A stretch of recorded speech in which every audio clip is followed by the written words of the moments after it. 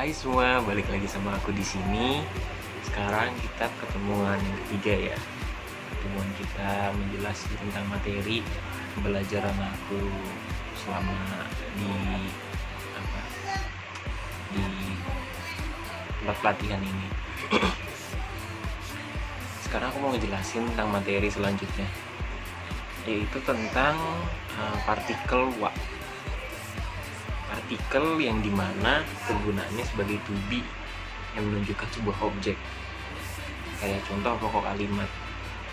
Nah, contohnya ya, contoh dari wa itu kayak misalnya watashi wa andi desu. Kayak istilahnya watashi wa andi desu itu kayak menunjukkan apa sih, sebagai subjek inti pokok kalimat. Saya menunjukkan diri, menunjukkan istilahnya pokok dari sebuah kalimat itu. Nah, sama di sini mau menjelaskan tentang fungsi partikel des untuk menutup dari sebuah kalimat yang dimana itu kalimat itu mengandung sifat positif. Maksudnya positif di sini istilahnya apa ya? Kalimat ini tuh bukan berarti kalimat yang istilahnya menandakan pertanyaan atau mungkin seperti penolakan, tapi istilahnya mengandung suatu kalimat positif, kayak istilahnya memperkenalkan diri, ya kan, menunjukkan saya siapa, itu istilahnya ditutup dengan kalimat des. Nah, untuk yang selanjutnya tentang artikel bertanya tentang apa sih istilahnya, sebuah partikel yang berfungsi untuk kalimat menanyakan sesuatu. Kayak misalnya anatawa andi desu ka? Apakah kamu Andi? Anatawa andi desu ka? Apakah kamu Andi? Ka di sini di akhir kalimat ini itu berfungsi untuk kalimat tanya, yang dimana istilahnya orang Jepang tuh mereka bertanya bukan dengan cara apa sih, bukan dengan cara kayak istilahnya tanda khusus, istilahnya kayak tanda tanya, bukan. Mereka langsung istilahnya dengan sebuah huruf kata deska. Terus juga di sini mau ngejelasin soal partikel mo, ya kan, partikel yang menunjukkan keterangan yang sama dengan yang ada di kalimat sebelumnya. Kayak misalnya, ya kan, Mac Miller sang wa kaishain des. Nah, terus partikel mo-nya di mana di sini? Partikel mo-nya itu contoh bukta sang mo kaishain des. Nah, maksudnya partikel mo ini istilahnya dua kata kalimat, dua buah kalimat yang saling yang saling bersangkutan. Kayak misalnya memiliki keterangan dia dan saya sama. Nah, itu maksud dari partikel mo itu. Nah, untuk selanjutnya kita akan membahas tentang no, ya kan. Partikel no itu tuh kayak istilahnya apa ya? Sebuah partikel yang menggabungkan dua kata benda. Nah, untuk fungsi yang selanjutnya ada dua fungsi jadi partikel no ini. Fungsi selanjutnya itu menyatakan kepunyaan. Kayak watashi no ho, ya kan, kayak misalnya itu buku saya. Kayak istilahnya anata no ho, ya kan, kayak misalnya itu bukumu, ya kan, buku kamu. Istilah itu kayak di partikel no ini apa sih istilahnya, dia punya dua fungsi di sini. Jadi terus cara ngebedainnya gimana ya, kayak misalnya ada yang bingung gitu cara ngebedainnya ya, istilahnya kayak tadi yang aku bilang apa sih, Nihongo no sensei, istilahnya kan itu menyatakan kalau ini adalah guru, ya kan. Nah, untuk fungsi keduanya membedakannya ya istilahnya watashi no hon, kayak misalnya apa ya, sebuah keterangan tapi dari kalimat itu beda makna gitu, kurang lebih seperti itu. Terus sama partikel kono, sono, ano. Partikel ini kayak misalnya contoh ya, kasih contoh dulu yang pertama. Kono itu ini, kayak misalnya menerangkan benda, ya kan. Terus partikel ini tuh nggak bisa berdiri sendiri. Maksudnya nggak bisa berdiri sendiri tuh dia harus disandingkan dengan benda. Kayak misalnya kono hon wa watashi no this, kayak buku ini adalah milik saya. Kayak istilahnya tuh penggabungan, kayak dia tuh nggak bisa berdiri sendiri, nggak bisa, istilahnya harus disandingkan dengan satu benda lain, begitu contohnya. Terus kayak misalnya tadi kan kono, ini sono, ya. Sono tuh itu, jadi sono itu sono tokei wa takai desu, kayak maksudnya menunjukkan itu, barang benda itu, tentang deskripsi dari benda itu, benda tersebut. Kono tokei wa takai desu, jam itu mahal. Terus sama di sini tentang ano itu sama fungsinya sebagai itu, tapi kalau misalnya apa tadi sono itu pengungkapannya, penyampaiannya itu lebih ke arah benda. Sedangkan kalau ano itu lebih ke apa sih, subjek orang. Selanjutnya partikel mas, dimana di sini partikel yang bersifat positif, kayak istilahnya dia menerangkan tentang kejelasan dari apa yang ini diucapkan, itu tentang itu. Nah, sifat selanjutnya itu dia kegiatan yang sedang dilakukan atau akan dilakukan, kayak misalnya apa, orang yang melakukan itu. Nah, kalimat apa, istilahnya kata kerjanya apa, titik mas nani mas, ya. Terus itu biasanya kebiasaan, maksudnya kebiasaan itu banyak sering kita temuin di beberapa percakapan kosakata yang sering kita dengar. Nah, itu kebiasaan.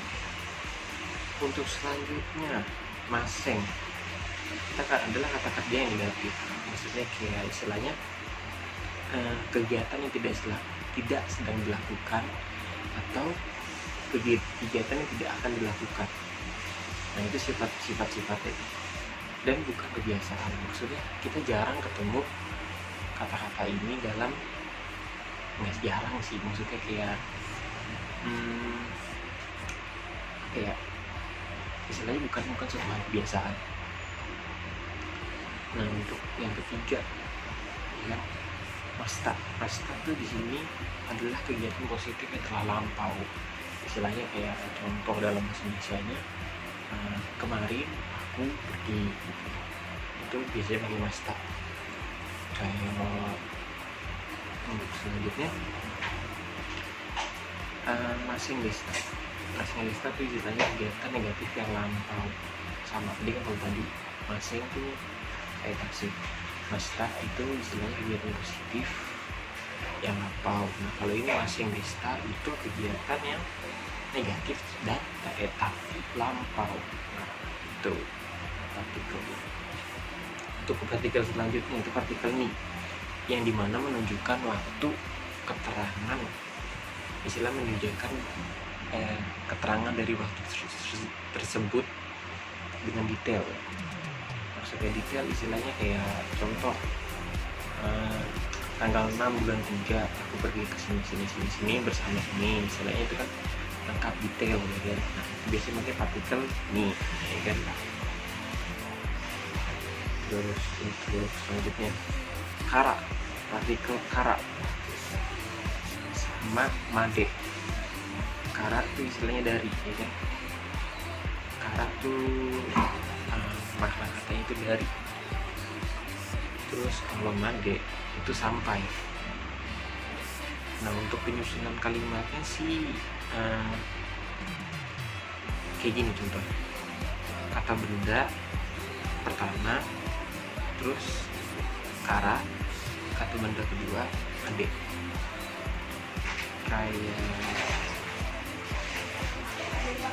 Kayak misalnya contohnya begitu. Terus untuk selanjutnya partikel to. Partikel to di sini yang dimana menunjukkan arti kata dan dengan. Fungsinya menghubungkan dua kata benda yang setara. Maksudnya setara gimana? Maksudnya setara istilahnya kayak contoh, saya dan Anda, ya kan? Saya dan kamu itu kan setara, istilahnya sama-sama setara, ya istilah sama-sama manusia. Sedangkan kalau kita, saya dan benda gitu, kayak misalnya saya dan pensil ini pergi kemana gitu, nah itu kan setara, istilahnya beda gitu, beda artikel subjek itu beda. Nah itu maksudnya kesetarapan tadi. Nah kayak misalnya partikel nih, partikel nih digunakan untuk persetujuan lawan bicara. Kayak misalnya istilahnya setuju gitu. Kayak contoh istilahnya, kamu mau nggak kesini, ini kita mau ke ini, terus kita ngejawab gitu istilahnya. Kalau dalam bahasa Jepangnya tuh ii desu ne gitu, kayak misalnya ih boleh juga itu, menarik gitu. Nah untuk selanjutnya itu partikel o, yang dimana kita belajar itu partikel ini berfungsi sebagai kata bantu dari suatu kegiatan yang aktif. Kayak contohnya saya makan nasi gitu. Watashi wa gohan tabemasu. Gohan o tabemasu. Watashi wa gohan o tabemasu. Saya makan nasi. Nah, untuk selanjutnya itu partikel he. Bukan he sih. Sebenarnya partikelnya itu he, tapi dibacanya kita he. Kayak itu partikel tuh artinya ke, menunjukkan pergerakan perbedaan tempat. Kayak misalnya contoh ya kan, sebenarnya partikel e ini tuh berfungsi cuman apa sih, dengan 3 kata kerja. Kayak misalnya kata kerjanya tuh ikimasu, pergi, ya kan? Ikimasu, datang, ya kan? Terus kayak misalnya kairimasu, pulang, ya kan? Ikimasu, pergi, ikimasu, datang, kairimasu, itu pulang. Nah biasanya tuh kalau partikel ini tuh untuk menunjukkan ke gitu, kayak misalnya pergerakan di bidang tempat. Biasanya dia cuma buat tiga kata kerja ini doang biasanya.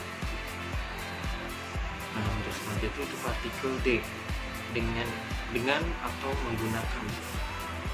Fungsinya itu menunjukkan cara melakukan sesuatu.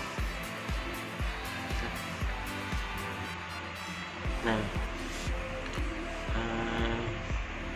partikel D ini ditambah kata kerja pergerakan, berarti sebagai serangan transportasi. Kayak misalnya partikel D ini tuh menunjukkan keterangannya tuh tentang kayak misalnya contoh saya berangkat ke sekolah, ya kan, mobil itu pakai partikel D. Terus partikel to, ya kan, selanjutnya partikel to itu dan dengan bersama. Kayak watashi to tomodachi,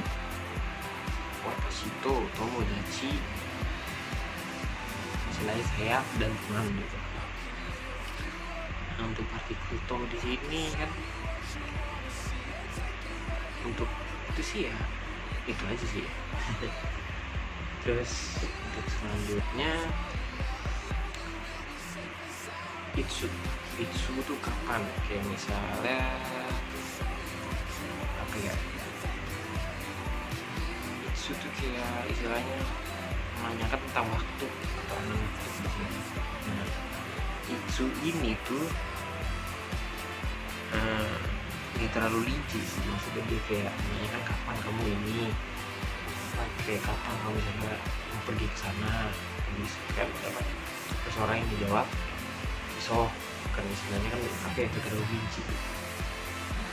Terus untuk selanjutnya itu artikel yo, kan? Artikel yo digunakan di akhir kalimat saat memberitahu sesuatu yang belum diketahui lahan bicaranya. Kayak misalnya ya kan, tuh Korewa dari no kabang desu ka, kayak misalnya ini tasnya siapa gitu, terus kita menjawab gitu, sore wa itu Yamada Sang no desu yo, kayak misalnya itu milik Yamada. Kan istilahnya orang ini belum tahu itu tas siapa, nah itu keterangan dari yo ini tuh untuk apa, kalimat yang dimana orang lawan bicara ini belum tahu. Nah untuk selanjutnya itu partikel o. Partikel o ini istilahnya ditulisnya bukan o dalam hiragana, tapi ditulis dengan w o wo, terus dengan wo. Nah untuk di sini dia berfungsi sebagai kata bantu untuk kata kerja aktif. Kata bantu untuk kerja aktif. Contoh kayak misalnya gakko ikimasu, pergi ke sekolah. Gakko ikimasu, pergi ke sekolah. Istilahnya kan ini kata kerja, kata kerja yang aktif. Istilahnya dia bergerak, dia bukan aktif, dan dia istilahnya kata kerja yang menunjukkan sesuatu pergerakan. Itu kok. Nah untuk selanjutnya nani. Nah partikel nani ini ya kan, nan dan nani itu memiliki arti yang sama, yaitu apa. Kayak misalnya nani apa gitu. Kalau misalnya nani itu bisa berdiri sendiri. Kalau misalnya nan itu dia harus digabung dengan kalimat bantu lagi, dia bisa berdiri sendiri. Kayak misalnya kalau nani kan istilahnya bisa lah kita pakai dalam sehari-hari. Nani kayak misalnya itu anata nani, kayak misalnya begitu, apa itu. Kalau misalnya nan kan nggak bisa, dia istilahnya berfungsi sebagai kata-kata yang digunakan dengan kata-kata pengikutnya yang diawali dengan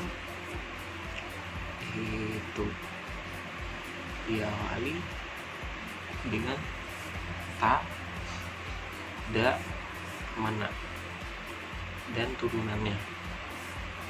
Kayak misalnya nande, istilahnya nande begitu. Terus kalau misalnya tuh partikel selanjutnya partikel d. Tadi udah ya partikel d ya, dengan dan menggunakan gitu ya. Terus bisa juga arti keduanya di, ya kan. Untuk selanjutnya nih yang belum dipelajari, asengka, kayak misalnya itu digunakan untuk mengajak lawan bicara. Kayak misalnya apa ya, kayak orang baru ketemu gitu, itu kayak misalnya bertanya kayak gitu contohnya. Kayak misalnya ishoni, ya kan, itu ishoni tabimasenka, kayak misalnya bagaimana kalau makan bersama gitu, kayak ayo kita makan bersama, mau nggak gitu. Terus ini bisa istilahnya bisa digabung dengan partikel ne yang tadi kita bahas. Kayak misalnya i desu ne gitu. Kayak ya bagus, kayak istilahnya ide yang bagus, maksudnya kayak kalimat untuk menunjukkan setuju gitu. Terus bisa juga dengan kalimat melakukan. Nah, kalau melakukan ya istilahnya apa ya, biasanya itu dipakainya dengan sumimasen, watashi wa choto titik contoh apa istilahnya, titik apa, contoh watashi wa choto nani. Nah, itu maksudnya terserah kalian mau kata bedanya apa, misalnya maaf kan, bisa artinya kan sumimasen maaf saya agak sedikit ya, entah sibuk, entah ada keperluan apa, istilahnya nani-naninya itu kata kerja lagi yang main. Kayak selanjutnya masho itu digunakan untuk mengajak dan bisa juga untuk menerima ajakan, kayak ikimasho. Ikimas kan istilahnya pergi gitu ya, ikimasho. Tapi dalam hal konteks ini itu biasanya dipakai untuk mengajak ayo ulang gitu. Terus kita ngejawab ya shimasho, ayo misalnya apa, oke, ayo gitu misalnya begitu. Nah, pelajaran kali ini sih apa ya, lumayan banyak gitu, maksudnya kayak banyak pembelajaran lagi, banyak yang istilahnya harus aku pribadi harus koreksi, banyak juga istilahnya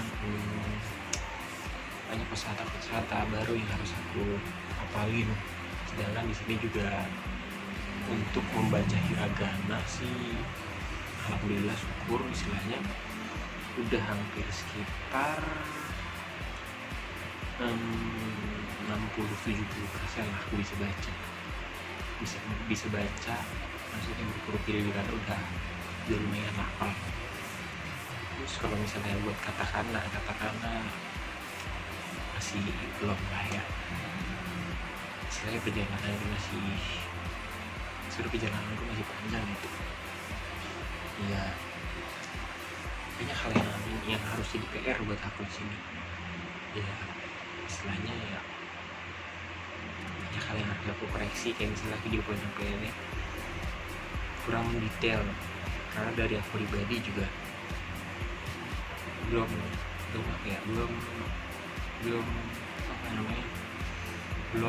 istilahnya belum berbekas gitu, bukan berbekas, belum bisa memahami dengan secara detail. Tapi kalau memahami intinya sih alhamdulillah syukur udah lumayan lah ya, istilahnya paham gitu. Kalau misalnya dengerin orang ngomong begini misalnya walaupun aku belum banyak kosakata yang aku hafalin, tapi misalnya aku nebak oh ini oh iya gitu. Sebanyak yang istilahnya harus aku jadi PR ya satu kata sih buat istilahnya buat menyemangati diriku sendiri, buat istilahnya menempuh jalan hidupku sendiri. Gambate, semangat, ayo terus jalan maju walaupun banyak rintangan yang kita hadapi nanti ya. Untuk sekarang sih, untuk saat ini segitu aja yang bisa aku sampaikan. Banyak istilahnya aku juga merasa sendiri banyak yang apa ya, aku belum paham dan ngejelasin juga kurang, dan aku juga merasa ada beberapa yang masalah aku dalam menjelaskannya. Mohon maaf jika emang ada yang salah dalam penyampaian, karena di sini juga aku bener baru belajar bahasa Jepang. Untuk sekarang sih kita udah masuk minggu ketiga ya semangat. Sekian dari aku, terima kasih ya cukup lihat di situ aja. Bye, have a nice day. I can show you what you wanna see and take you where you want.